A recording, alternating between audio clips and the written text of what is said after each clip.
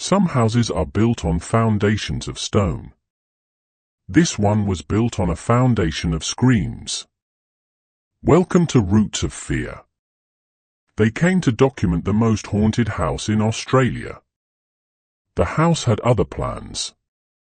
The iron gates of Monte Cristo Homestead groaned on their hinges, a sound like a weary soul protesting its own movement. For Liam, a documentary filmmaker whose skepticism was as much a part of his toolkit as his camera, the noise was just old metal. For his producer, Sarah, who felt the world in shades of emotion he could not see, it was a warning. They had come to Junee, a speck on the vast, sun-baked map of New South Wales, to peel back the layers of Australia's most haunted house. The current owners, the Ryan family, had agreed to let them film for a weekend. Olive and Lawrence Ryan, a couple whose faces were etched with the lines of 1,000 strange tales, greeted them not with showmanship, but with a quiet, weary gravity. The house tells its own story, Olive said, her eyes drifting towards the grand, two-story Victorian homestead. It stood defiant against the blue Australian sky, its ornate verandas and lacework belying the darkness festering within. We just listen. The story of the darkness began with its light, Christopher William Crawley. In 1876, Crawley, a shrewd pastoralist, recognized the potential of the railway coming to Junee. He built a pub to service the workers and, with the fortune he amassed, laid the foundation stone for his dream home in 1884. Monte Cristo, named after the Count of Monte Cristo, a tale of grandeur and revenge, was completed in 1885. It was a testament to his success, a symbol of opulence overlooking the burgeoning town. But fortunes built on earth are often paid for in blood. Christopher died in 1910, leaving his wife, Elizabeth, the undisputed mistress of the manor. And it was here, in the vacuum of his passing, that the shadow truly began to stretch. The Crawleys never left Monte Cristo. And they don't like uninvited guests. She never left her room after he died, Lawrence Ryan explained as he led Liam and Sarah through the opulently furnished drawing room. Dust motes danced in the slants of light, illuminating a grand piano that no one had played in a century. Not for 23 years. Dressed in black, she was. Peered out from that window up there, watching the world she'd withdrawn from.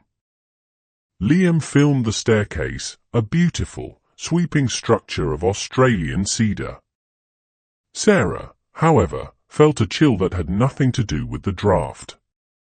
She could almost hear the echo of a frantic maid, her belly swollen with a child conceived out of wedlock. The story went that the pious, cruel Elizabeth had discovered the girl's secret. In a fit of shame and terror, or perhaps pushed by the vengeful matriarch, the maid had thrown herself, or was thrown, from the second-floor balcony. The crack of her spine on the flagstones below was now a phantom sound, sometimes heard in the dead of night. Sarah shuddered, feeling a phantom pressure on her own back. The tragedy was a seed. It took root in the fertile soil of more suffering. Lawrence led them out to the courtyard, to a small, quiet building that now served as a chapel. This was the harness room, he said, his voice dropping. A young stable boy, simple-minded but gentle, worked here. The other staff, for a cruel joke, locked him in for the night. He had a candle for light. They say his clothes caught fire. Liam adjusted his lens, focusing on the weathered stone. He was looking for shadows, for scorch marks. Sarah, however, inhaled sharply. A faint, acrid smell, like burnt hair and fabric, tickled her nostrils. It was gone as soon as it came.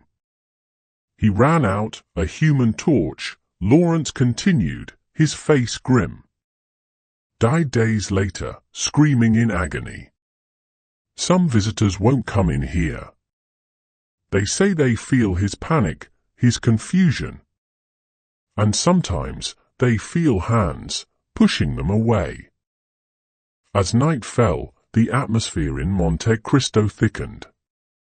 The Ryan son, Reginald, joined them, a man who had grown up with ghosts as his unseen siblings. They set up cameras in the main hall, the nursery, and outside Elizabeth Crawley's room. The first sign came not from the equipment, but from the dogs. 2 blue heelers, usually calm and quiet, began to whine and scratch at the front door, desperate to be let out. When Reginald opened it, they shot into the night and refused to come back in. "They don't like the night she walks," Reginald said simply. The team settled in the parlor, the red lights of their cameras glowing like malevolent eyes in the dark. The house was a symphony of settling timber and creaking floorboards. Liam, reviewing footage, dismissed it all. Then a sound cut through the silence. It was distinct, unmistakable, the frantic, terrified crying of a baby, coming from the nursery upstairs. Liam grabbed his camera and bounded up the stairs, Sarah close behind. The nursery was empty, cold. His thermal camera showed nothing. But as he stood there, a wave of profound, gut-wrenching sorrow washed over him. It was a feeling not his own, a despair so deep it made his knees weak. He saw Sarah's face, pale and tear-streaked in the gloom. She was feeling it too. "The baby," she whispered. "The one who was burned in the bath." Back downstairs, they tried to rationalize it. "Pipes," Liam insisted, though his voice lacked its usual conviction. "Wind." Then, the main hallway camera captured it. A tall, shadowy figure, solid and menacing, striding across the far end of the hall, towards the front door. It was there for only 3 frames, but it was undeniable. Liam felt the blood drain from his face. It matched the description of the caretaker, Morris, who had been shot on the front steps by a furious father. The rest of the night was a cascade of phenomena. A door on the 2nd floor slammed with such force it shook the house, though all the windows were closed. A faint, floral perfume, the scent of Elizabeth Crawley's favorite perfume, drifted through the parlor. Sarah, sitting alone for a moment, felt an icy-cold hand gently stroke her hair, followed by a whisper of jealous rage in her ear. She fled the room. The climax came just before dawn. Liam, exhausted and on edge, was in Elizabeth's room. He was filming her chair, positioned by the window, when the heavy drapes behind him billowed inward, as if in a strong wind. There was no wind. The window was sealed shut. He spun around, his camera capturing the fabric twisting and contorting as if pushed by an unseen body. And then, a face. For a single, heart-stopping second, the pale, gaunt visage of an old woman, her eyes filled with a bottomless grief and malice, seemed to form in the folds of the curtain. Liam stumbled back, his scientific mind shattered. He had seen it. He had captured it. As the first rays of sun touched the homestead, the oppressive weight lifted. The birds began to sing. The dogs tentatively scratched at the door to be let back in. Saying goodbye to the Ryans was a somber affair.